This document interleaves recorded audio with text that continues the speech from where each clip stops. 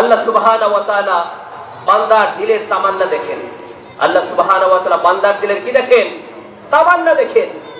বান্দা যদি আল্লাহ তাআলার মুহাব্বতে, নবী মুহাম্মদ সাল্লাল্লাহু আলাইহি ওয়াসাল্লামের মুহাব্বতে আল্লাহ তাআলাকে রাজি খুশি করার জন্য, নবী মুহাম্মদ সাল্লাল্লাহু আলাইহি ওয়াসাল্লামের ভালোবাসা পাওয়ার জন্য, তার আদর্শ শেখার জন্য, তার আদর্শ অনুযায়ী জিন্দেগি পরিচালনা করার জন্য যদি বান্দা ওয়াজের প্যান্ডেলে বসে বক্তা যদি অযোগ্য হয়, আল্লাহ তাআলা বক্তার জবান থেকে দামি কথা বের করে দেন। বলেন সুবহানাল্লাহ।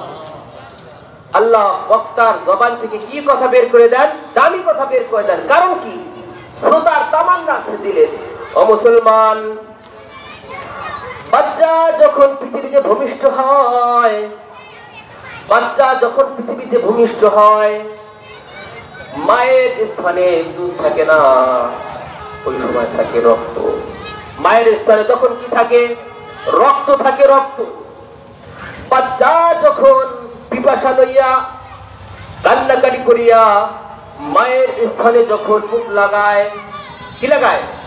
মায়ের স্থানে যখন মুখ লাগায়, আল্লাহ সুবহানাহু ওয়া তাআলা এই বান্দার পিপাসাকে নিবারণের জন্য আল্লাহ সুবহানাহু ওয়া তাআলা কি করেন? ওই মায়ের স্থানের রক্তকে দুধে রূপান্তরিত করে দেন। বলেন সুবহানাল্লাহ। কি করেন? আল্লাহ তাআলা মায়ের স্থানের রক্তকে দুধে রূপান্তরিত করে দেন। কেন? ওই যে তামান্না আর ওই যে পিপাসা নিয়ে আল্লাহর কাছে কান্নাকাটি করছে বান্দা, এটা আল্লাহর কাছে এত পছন্দ হয়েছে যে আল্লাহ সুবহানাহু ওয়া তাআলা মায়ের স্থানের রক্তকে দুধে রূপান্তরিত করে দিয়েছে। বলেন সুবহানাল্লাহ। এই জন্য ইনশাআল্লাহ তামান্না নিয়ে বলবো তো, যতক্ষণ পর্যন্ত উলামায়ে কেরাম আলোচনা করেন ততক্ষণ পর্যন্ত হেদায়েতের নিয়ে এই কথাগুলো শুনবো। আল্লাহ তাআলা সকলকে তৌফিক দান করুন। বলেন আমিন।